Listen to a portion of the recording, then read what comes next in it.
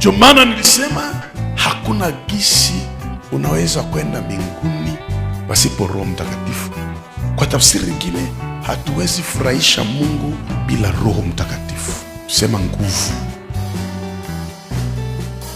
Kutosha mapepo ni rekomandasyon ya wote walioamini. Kuombea wagonjwa ni rekomandasyon.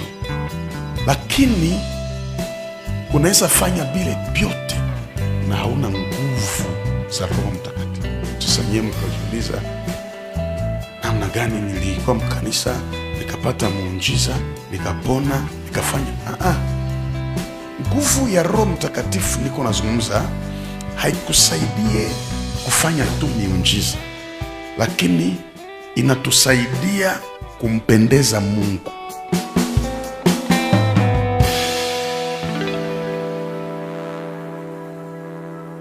Amenituma kuwatangazia wafungwa kufunguliwa kwao, vipofu kupata kuona tena, kuwaacha huru waliosetwa, na kutangaza mwaka wa Bwana uliokubaliwa. Amen.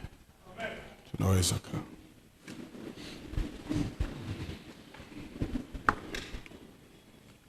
Hii semaine tuko tunazungumza dalili zile ambazo zitaonekana, na hizi dalili hazizoe kufundishwa, haziseme wake. Watu wanajua dalili ya siku za mwisho ni mavita, mitetemeko ya ardhi, lakini tulianza kuonesha kwamba Roho Mtakatifu kwenda kwa watu wote ni dalili ya siku za mwisho, kwa sababu hapo mwanzo au Agano la Kale hakukukua kabisa Roho Mtakatifu kwa kila mtu. Alikuwa anashuka kwa watu sehemu na sehemu. Tukagusa dalili ya pili ambao huenda tutakuwa nao wiki ijayo, ni habari za ufalme wa mbinguni.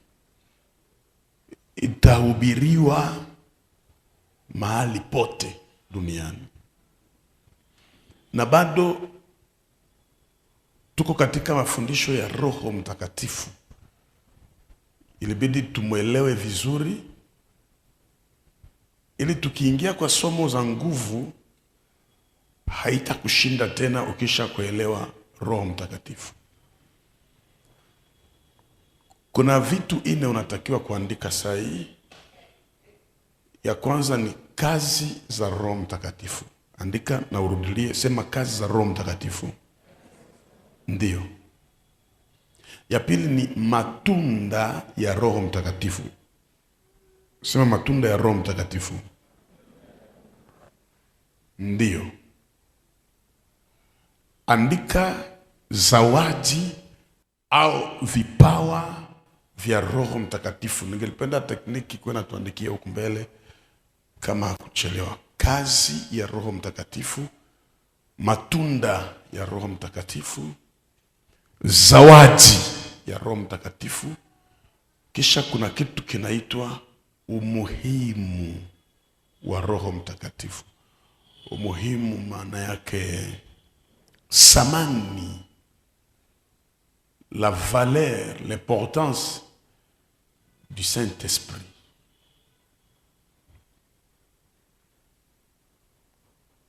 Ifahamike kwamba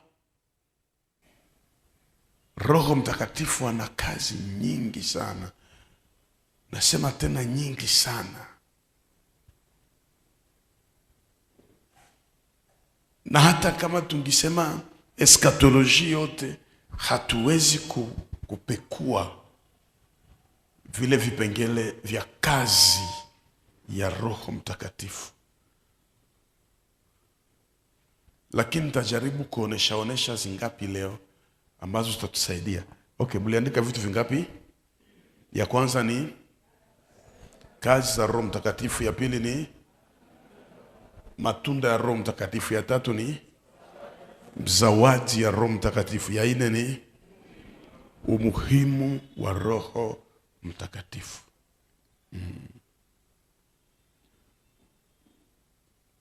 tuambiane kweli katika mafundisho haya. Mwili wa mwanadamu huu tunavaa hauwezi ukampendeze Mungu. Mungu mwenyewe alisema, najuta kuumba mwanadamu kwa sababu ni nyama. Mwili wa mwanadamu huwezi ukampendeze Mungu. Unajaa hasira, unajaa tamaa, unajaa udhaifu, unajaa kiburi, unajaa ubinafsi, unajaa kila kitu. Hii mwili ambao tunavaa haiwezi kumpendeza. Hii mwili ambao unavaa iko tayari kufanya kila kibaya. Ukikamata tu ile mwili yako upige telefoni chini pafu, itapasuka. Ukikamata tu ile mwili yako uingize mtu kisu, atakufa. Ukikamata tu ile mwili yako uchukue maamuzi fulani mabaya sai, utaifanya. Mwili haiwezi kukataza. Na Yesu anakamilisha anasema, mwili ni dhaifu. La chair est tellement faible. Na haiwezi tosheka. Ke ulishiba jana, leo sikule. Ulivala nguo fulani jana, leo sitamani nyingine. Haiwezi tosheka. Hii unaiona hapa. Na kila anayevaa mwili, Biblia inasema vizuri, kila anayevaa mwili ni mdhaifu. Kila. Usimwamini. Sasa kazi ya kwanza ya Roho Mtakatifu ni kutuwezesha, kutupa nguvu. Manake Paulo alipokuwa anasema nayaweza yote katika yeye anitiaye nguvu, alikuwa anasema nayaweza yote katika Roho Mtakatifu anitiaye nguvu. Le Saint-Esprit nous fortifie. Bila Roho Mtakatifu hakuna mtu atakuwa na nguvu. Et d'ailleurs je pense, ndio maana watu wakati ya Noa wote waliangamia, hawakuwa na Roho Mtakatifu. Na Mungu akasema ni mwili. Bila Roho Mtakatifu hakuna kitu weza. Par exemple, kuko ma decision zenye unaweza kamata, na kesho unakumbuka ulikamata decision fulani, lakini tena unaanguka ndani. Ulikamata zile decision, lakini haukuassocier Saint-Esprit. Na wakati ulishindwa kumshirikisha Roho Mtakatifu, hakuna decision inaweza kuwa nayo. Ndio maana nilisema hakuna gisi unaweza kwenda mbinguni pasipo Roho Mtakatifu. Kwa tafsiri nyingine, hatuwezi furahisha Mungu bila Roho Mtakatifu. Tusema nguvu.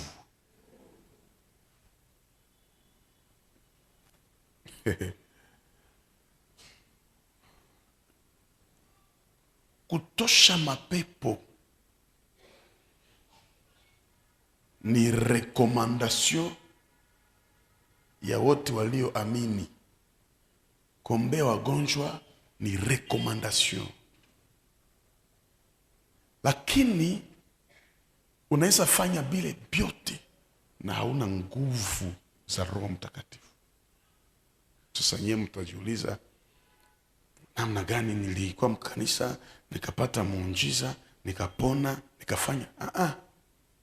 Nguvu ya Roho Mtakatifu niko nazungumza haikusaidie kufanya tu miujiza, lakini inatusaidia kumpendeza Mungu. Tuko tunaelewana vizuri? inatusaidia kufanya nini? Kumpendeza Mungu. Mitume walikuwa wote na ishara, wanatosha pepo, wanazifukuza na wanasema pepo zinatutii. Yesu akawaangalia akawaambia, nyinyi msifurahi juu ya pepo kuwatii, mfurahi kwa sababu majina zimeandikwa. Lakini akawaambia, msitoke Yerusalemu na mjapata nguvu. Kwa tafsiri nyingine, hata mlitosha mapepo huku, mimi gisi niko nawaona hamuna nguvu. Fikiria kile kitu. Watu walifanya miujiza ya kila aina, lakini hawana nguvu. Hizi nguvu za Roho Mtakatifu zinatusaidia kwa mambo 7 kubwa. Kwanza, zinatusaidia au kutupeleka kushinda nguvu ya dhambi. Zinatusaidia au kutupeleka kushinda nguvu ya dhambi. Kushinda nguvu ya dhambi. Unaona fasi mwa Mungu anaambia Kain, dhambi zinakotea Kain, lakini ujikaze uzishinde. Kaini hakushinda. Mungu alishamwavertir. Yuda alikuwa averti. Yuda, utanitoa yule ambaye nitachovya naye. Lakini maandiko nasema roho wa shetani akamwingia Yuda na akamtoa. Kwa sababu huwezi ukashinde nguvu za dhambi kama hauna roho. Kunywa pombe, kuzini, kuiba, kuua, kusirika, kutukana, kufanya chochote, huwezi ukaishinde na hauna nguvu ya Roho Mtakatifu. Ni yeye anatuwezesha katika kila hali isiyompendeza Mungu. Inaanzia kwa fikra, inaanzia kwa dhamiri. Wewe ukanambie tu na Roho Mtakatifu wa miujiza, lakini hauna Roho Mtakatifu anayekukataza mambo fulani fulani.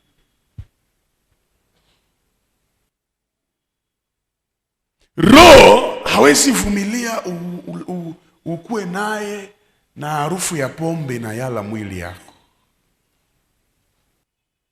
Roho hawezi furahia ukue naye na uko natetea dhambi usiku na mchana. Roho haiko vile. Roho anakupa nguvu za kusimama, kuhubiri, kuimba, kufanya chochote, lakini anakupa nguvu ya kushinda dhambi. Mimi nakosa amen. Nishaikosa. Ile deja nishaikosa me. Ndaisema tu na mweko na sikio, anasikia. Kwa sababu kinachomkera mtu, kinachotesa maisha ya mtu kuliko hata wachawi ni dhambi. Na dhambi ni uasi. Na Yohana mtume anasema, tukisema hatuna dhambi tunasema uongo, na kweli si ndani yetu. Manake anayeweza kujitambua kwamba ana dhambi ni mshirika wa Roho Mtakatifu. Ndiye ana nguvu ya kujitambua na mimi nina dhambi. Dhambi zibaya sana ni zile ambazo hazifanani dhambi. Unanielewa vizuri? Kwa sababu dhambi ambayo inafanana dhambi, si unajua kama ni nini? Ni dhambi. Lakini zipo dhambi hazifanani dhambi, mpaka tunazipaka mafuta. Na dhambi inaua mtu, inaharibisha maisha ya mtu hata kiuchumi. Lakini anayeweza kutupa nguvu fulani ni Roho Mtakatifu. Ndio Paulo anasema, unakumbuka siku moja alisema hivi, nikitaka kufanya mazuri mabaya yananitokea. Kisha akasema, nani ataniokoa na mwili huwa dhambi. Paulo ule mtume anaokoka, lakini sasa mwili. Mwisho siku moja anasema nimesulubisha mwili wangu msalabani. Mpaka siku alikuja kutambua Roho Mtakatifu yupo na Roho anapana nguvu, ndipo akasema nayaweza yote katika yeye anitiaye nguvu. Kila mtu mwenye ana dhamiri za kimungu hawezi furahia dhambi.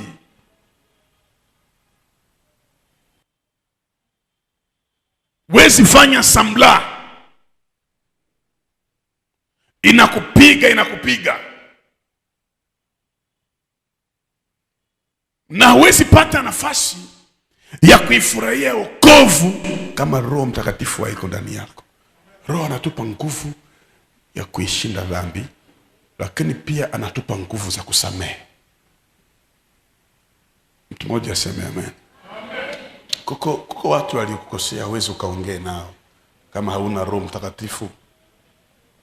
Mimi nimeona watu wengi hawana Roho Mtakatifu. Ni mtu wa jamaa yake, ni baba yake, ni mama yake, hawaongee yake. Watu wako kanisa moja hawaongee yake. Hakuna nguvu za Roho Mtakatifu. Niliwapa mfano ya dada moja Rwanda, nazoea kuirudilia mvita ya 1994. Mnyumba yake muliingia, nyumba yao walikuwa watu wengi sana, ukaingia bajirani na akaona garso ndio mwenye iko na kuambia watu mwanze chinja moja kwa moja. Akafungula macho akaona ni voisin, na huyo voisin anakuwa anakia kula mwao mnyumba. Wakaanza chinja. Watoto kidogo wapiga ukiwambazi wanapasuka. Wakafuata ule dada kwenye iko na ale shindiria kisu mgongo. Kaanguka akasema hivi tulimtia kisu hapa manake iko mroho anakufa. Wakatoka wakaenda. Akasikia bado kauzima kangali. Kisha kwa Rouge na kia kamata waende bazike. Mkusukuma maiti, kutupa maiti, wakakutana ule dada bado anatikisika. Kama Mungu naye ni mkubwa. Mwenye alimuingiza kisu kama alikuwa analewa, akuingiza kabisa, ni yulu tu. Kwa hiyo wakazika jamaa yote. Yeye akaenda hospitalini na kapona. Sakarudia après vita kwa ile nyumba akaanza ikala. Na mu 2002 akaokoka dada, akakuwa Mkristo. Siku moja wanafanya conference kubwa, anaona mwiko naimbisha louange, ndio mwenye aluaka jamaa yote. Ile filme kamrudilia. Akasema niko na lota au kitu gani? Na ule binti alikuwa mkorali ya bageni. Sinafika wakati mwa tu mkutano ma conference, anaikala na ule garçon fasi mwa. Mhubiri kuna sema ambia mimi karibu yako mimi nakupenda. Anamwangalia. Ule garçon hajui kinachoendelea. Fie iko na msukuma kabisa. Wakati walianza omba, Roho akashuka. Kajisikia nguvu ndani yake, upendo, akarukia ule garçon akamwambia mimi nakupenda. Mwisho akaomba aongee na ule garçon. Akamwambia garçon unaishi wapi? Akamwambia mimi naishi huko.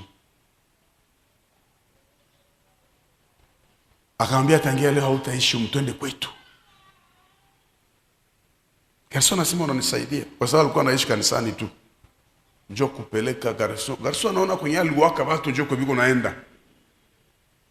Mpaka mwa ile nyumba. Anaambia afi mliuzaka hii nyumba au wae? Asi hapana, sorry, chinjaka watu mwa hii nyumba. Mimi nilikuwa naona hivi. Lakini Roho wa Mungu anasema nikusamehe. Na vile uliwaka familia yangu yote wewe unakuwa kaka. Chambre yako hivi. Chambre yangu hii. Eske shafikia niveau na samewa lakini wao ujisamehe? Unaanza tafuta njia hata yenye unaweza kitafuta ukwepe. Najaribu kusema ile mfano bali niko sana mfano hai. Akasamehe. Kisha wewe siwezi semesha fulani, siwezi ongea na fulani. Nyie amuko baenda mbinguni, ba mingi kunyeni makuni ya kwenda kumoto. Na utaona mtu anafanya hata empa, anakuambia bonjour, mais unasula. Je, ni Ukristo?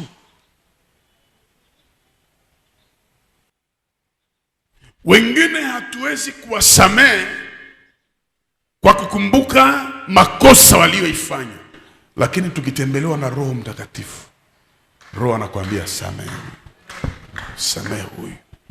Parce que maandiko unasema le pardon c'est la puissance qui libère. Et puis kibaya waporo ya mbaya hapa kwake na problemu kiambia, mbona unafanya monge yake ase hatuna problemu. Na ile kukosa problemu manake Mungu na maproblemu. Parce que mtu maiko normal anaweza kuazika. Na anakusogelea anasema, mnaweza korogana panda 10 ans, panda 5 ans, jua monge yake na kila mtu kuna profite kuleta habari ya bongo. Jua anayua kama huyu na huyu afake nini? Tulikuwa naye alituambia huko Njiko. Tulikuwa naye akatuambia huko Lipondo. Alituambia miguu yako iko Sabata. Mnaendelea mnajenga chuki mpaka mnaweza furahia mtu apate shida, kumbe hamuna nguvu za Roho Mtakatifu.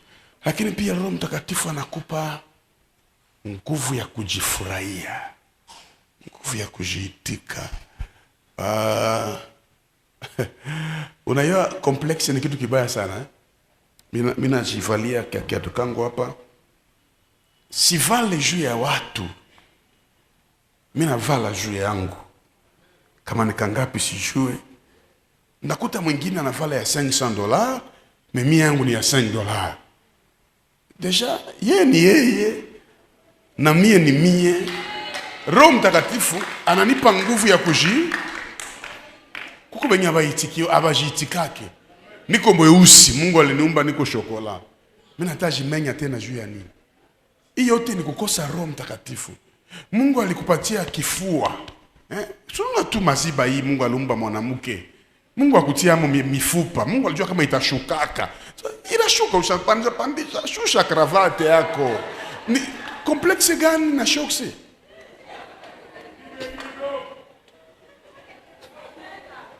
Toka niveau ya makomparaison ya kuanza kufikiria kiunjwa mzuri kunishinda. Kuko batu bana kuadmire kwa mbali. Hauna salaire ya $1000 par mois, lakini jamaa inakula tu. Watoto wanaishi tu. Hamlalaki njala kabisa ya Jumatatu. Me ulinzi wa Bwana uko juu yako. Sasa kwa nini usijifurahie wewe mwenyewe? Uko nasema sina makuta ya kuuza kiato, mwingine hana miguu ya kuvala viato. Njoo vile imagonjwa nakatala pona, mwingine aligongewa bila kugonjwa. Mwingine tuma ile masasi kontra president alikufaka bila programu yoyote. Me ujifunza ta kufurahia Mungu kukamoya kenye kiko, unasema siko wa special vraiment, mais niko naona ulinzi wa Mungu juu ya maisha yangu. Na lazima nimwambie Mungu anastahili, kwa sababu maisha ya makompetition ndio maisha ya bushenzi. Sasa atani kufundisha kama una Roho Mtakatifu hautajifurahia. Parce que prédication za hii saison yetu ya siku za mwisho leo ni mapredikation za kukonesha tu kama hauna franga unalainiwa. Hauolewe uko na mikoshi. Vile uyajenga uko pepo. Kila unabii tu ni kuonyesha tu maisha ya dunia. Sasa unasema, mbona kuko bapagani wenye baombaki na biko na kila kitu na wanaolewa? Unaona Biblia, kama hauna revelation ya Biblia unaweza potea. Par exemple wanasema Biblia mshahara wa dhambi ni nini? Mimi nauliza vizuri. Mshahara wa dhambi, okay. Question yangu ni, benye wanafanya dhambi wanakufaka? Kati ya Kain na Abel, nani alifanya dhambi? Nani mwalikufa? Kati ya Yesu na Shetani, nani mwenye dhambi? Nani mwalikufaka? Shetani ashakufa. Sasa yeye hana dhambi. So unaona kama hauna connaissance unaweza potea sasa. Sasa mshahara wa dhambi ni mauti. Mbona sasa Abel alikufaka na hana dhambi? Mbona sasa Yesu alikufaka na hana dhambi? Wale walikufa na hawana dhambi, wakina Kaini wa Yesu, watakufaka tu mara hii mmoja pekee, na Yesu alifufuka. Lakini wale walikufa na dhambi zao, wakina Shetani, watakufa milele na milele. Maana unaweza unampagani, mbona anaendelea na iko hivi? Usimwadmire. Bakia vile uko pale. Parce wewe utateseka, nyuma ya mateso yako kule mbele, utukufu yako itakuwa mingi. Geukia voisin mwambie usijikompare na mie.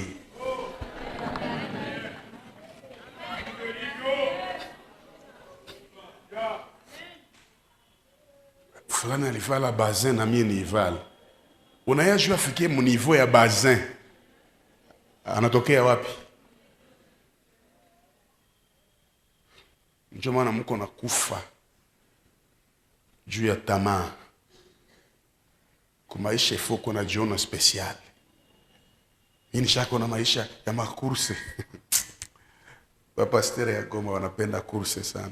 Nikianza TikTok banaenda ku TikTok. Nikianza hiki bana mimi nabaachi. Sasa unakosa kama mko napigania wenye mtaacha kesho. Na hakuna msenzi sa mtu wa competition. Ni fulani, ni kwa isa fulani.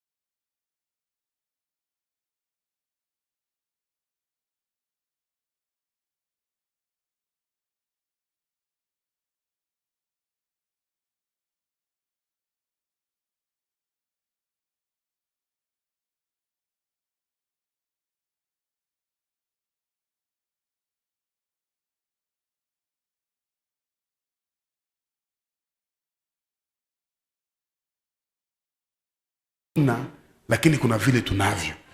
Na vile tunavyo ni neema ya Mungu peke yake anatupatia vile. Roho anakupa nguvu ya kujipenda mwenyewe. Mtu mmoja anipe amen vizuri. Geukia watu wawili watatu mwambie jipende. Jifurahie. Jisikie kujipenda. Maana huku kwetu njoo Bwana akikukatala unasikia unakosa amani. Huko kwetu njoo na 35 36 au yaolewa, manake unasikia. Wende Kishasa. Kuna fio wa 40 ukamwambia hautaolewa, nakwambia nazana na mwana. Na usimuulize aje. Mnakorogana.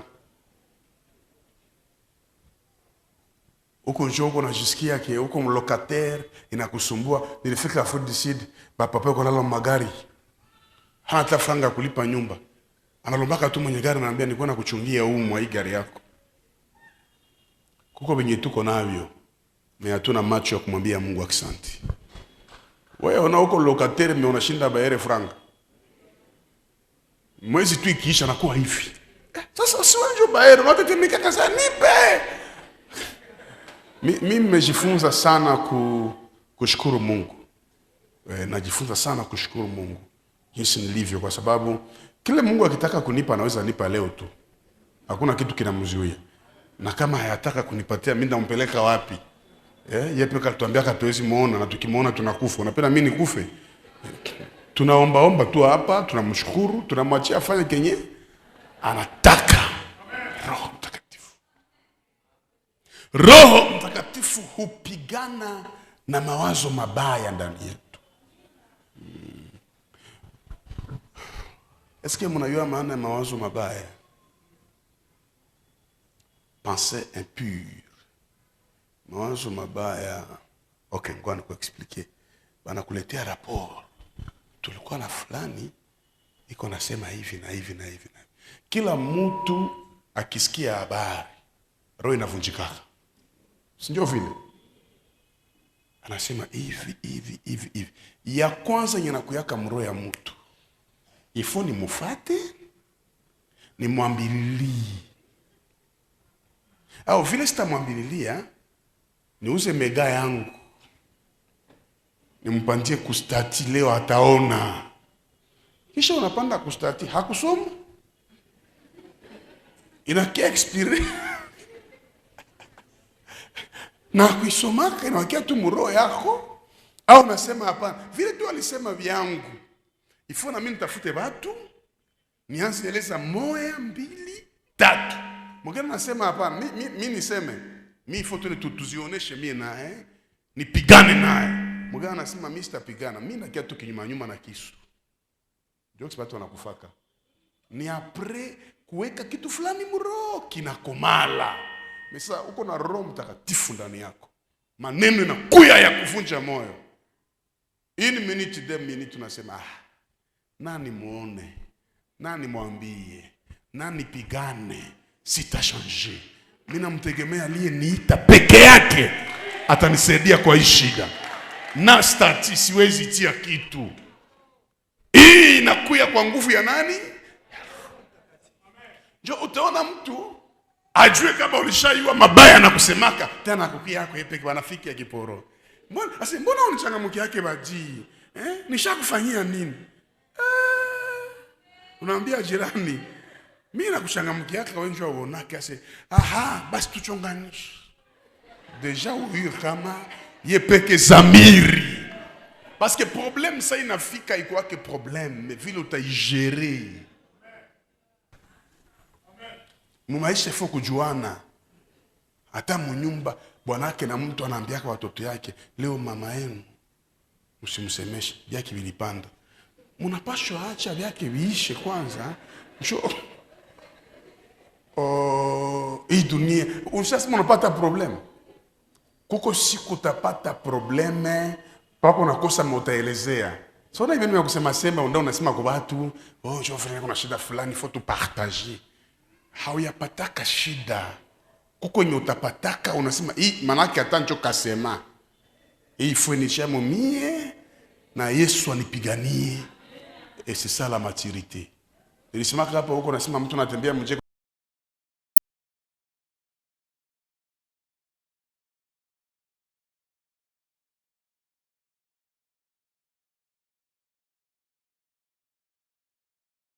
yako maisha ya mtu stress nataka kuua. La seule consolation c'est le Saint-Esprit. Saint-Esprit ndio anakuambia wewe acha nyamaza. Haya kufiaka mnivo unajisikia tuseme ukimbie utoke mdunia. Sasa utaenda wapi? Mimi nishapata stress paka mimi najisikia nilikuwa mshamba nasema akosha nitoke nje. Mimi natoka nje, tena mimi nafika nje mimi nasema kusema tena nitoke nje. Nishakuwa nje, tena nitoke nje ya nje. Na mara mingi watu wa Mungu wanaumia sana na walio karibu yao hawajui. Njoo mko nasikia watu wanakufa mwaje ya kidogo. Ni kwa sababu sio unapata maprobleme, unajikonfie kwa watu. No, wende kwa Roho Mtakatifu.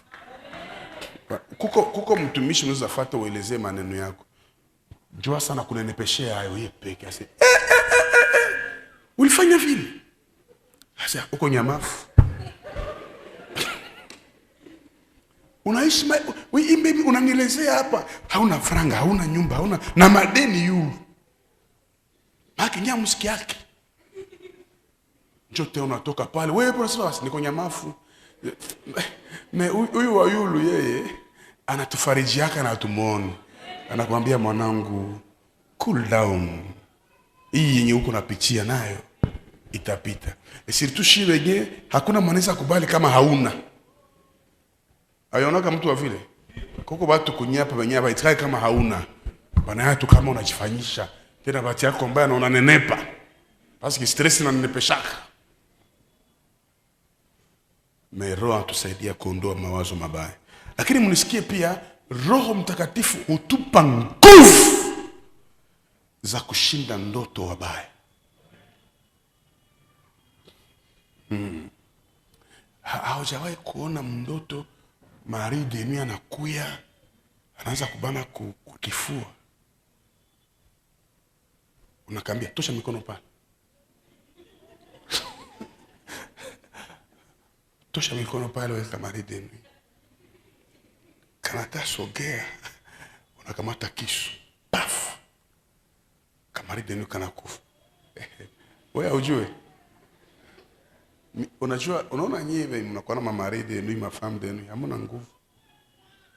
Yeye nabambia wazi, Marie de nuit akuye, hakukuoaka, hayakusupaka, na unamachia mwili yako. Et puis c'est réel. Mimi niko na fie moyo sha de vierge mndoto, analamuka asubuhi damu iko. Akaketi niambia, "Jo vile papa nilota na nikaona damu, est-ce que ningali sawa?" Kamba, "Tushaona damu." Unaingia kape, unaingia ukarameli. Lakini watu wengine tuna nguvu hata ndani ya ndoto. Kuko watu hapa wenyewe na uanamu ndoto. Unamsogelea. Paf! Mimi napata ndoto, maadui wanakuya na masasi. Mimi nasema basi kifo yangu hii. Kisha nasikia sauti inaniambia, "Nyorosha mikono hivi, mnatoka masasi." Fiu fiu fiu fiu fiu. Mimi naangusha bote, kisha mimi naruka sasa Superman. Fiu. Naruka sasa Superman ukilima. Fiu. Naangalia nyuma kumbe niko kitanda. Na ile kilima ni ore. Unaweza ni blagi. Hii vitu ni mwito wa nguvu za Roho Mtakatifu. Balozi wanakufuata mndoto. Kuko mtu maana nguvu nasikia, unataka kimbia miguu haina? Miguu la tepeta. Hauna nguvu. Unataka sema Yesu anakuwa problem.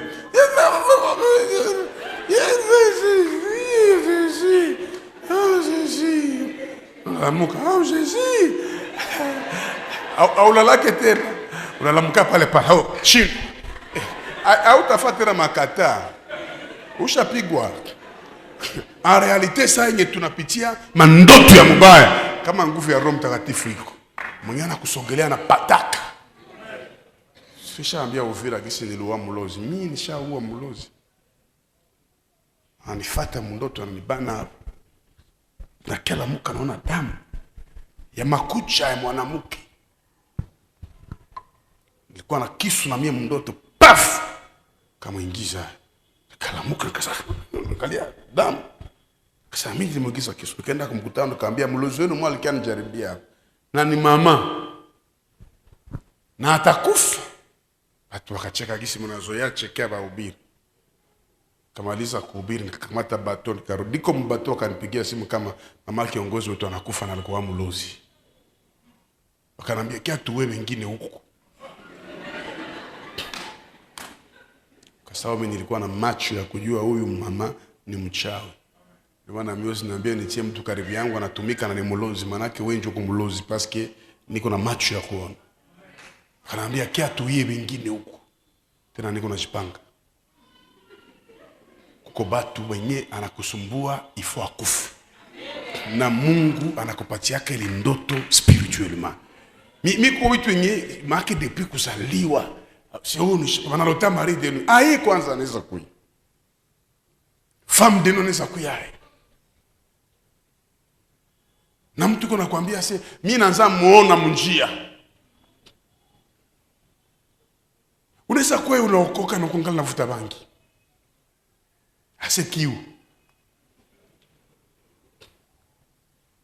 Manake kuko bitu wenye binesa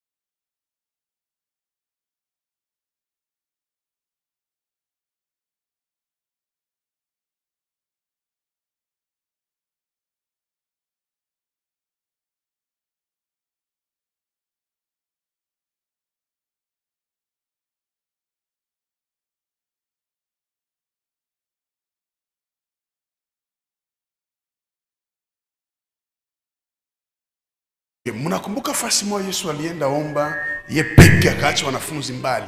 Kisha maandiko nasema malaika wakamhudumia akapata nguvu. Okay. Maana unaweza kuwa na Saint Esprit ndani yako miaka na miaka.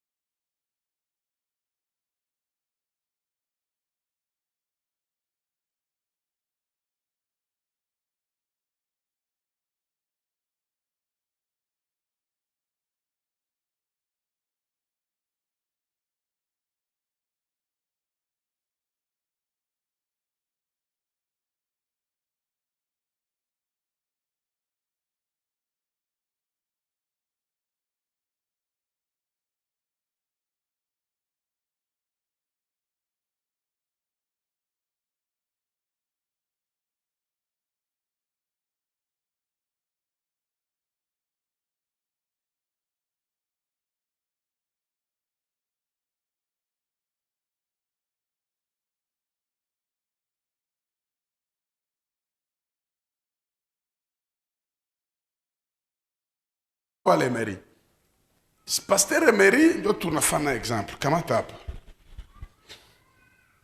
Sunona Emery oui. Mimi nampatia telefone kwa mkono. Mais moi telefone mko mfano $10,000. Mais sasa mimi nakuwa natoka hapa nafuata Emery. Ewa nisaidie patie $10,000. Mais attention ya Emery, hakwake na besoin nipatie ile $10,000, besoin ya Emery akwe na niona kila siku. Tunaelewana vizuri? Besoin yake ni nini? Anione kila siku. Sasa mimi nakuya tena, nipatie ile makuta yangu. Anasema okay, ziko humu lakini sasa kamata 3,000 francs. Aye ku $10,000 baba. Unaweza nipatia 3,000 francs. Kisha anaambia ombeni bila kuchoka.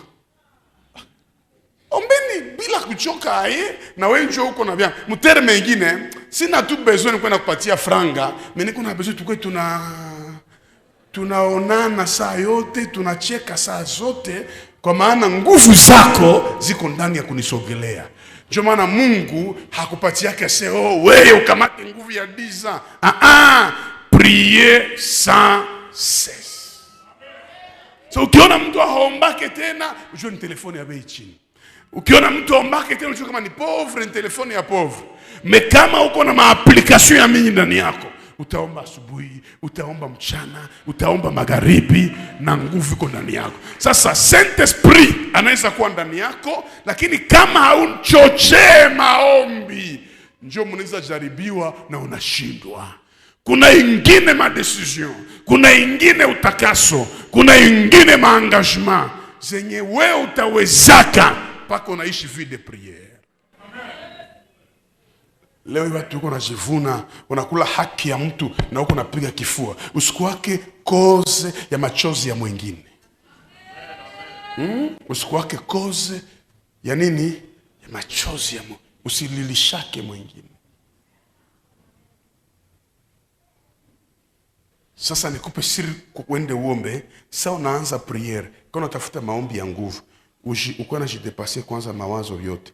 Ma stress yote unachia pembeni. Uko sasa mwenye una problem. Uko sasa mwenye Mungu pamoja na wewe. Funga macho. Atufungake macho juu tuone Mungu. Tunafunga macho juu ya tusikuwe deconcentré. Manake juu kosa unaomba hata mkanisa usikuwe naomba unafungula macho. Kuko tu sura ya mtu kiona unacheka. Sikule Butembo tulikuwa naambia mtu wa mapepo. Naambia Moses mwekee mkono. Wanamwekea mkono. Na wewe uko unafungula macho. Kisha anaangalia sasa. Moses anaanza cheka. Mimi unacheka nasi na wewe muangalie papa. Mimi namwangalia anaifanya. Na mimi nizoea wewe. Na mtu mkanisa hata uko na tu sura unaona unasema hii moya hii. Mshimame wala.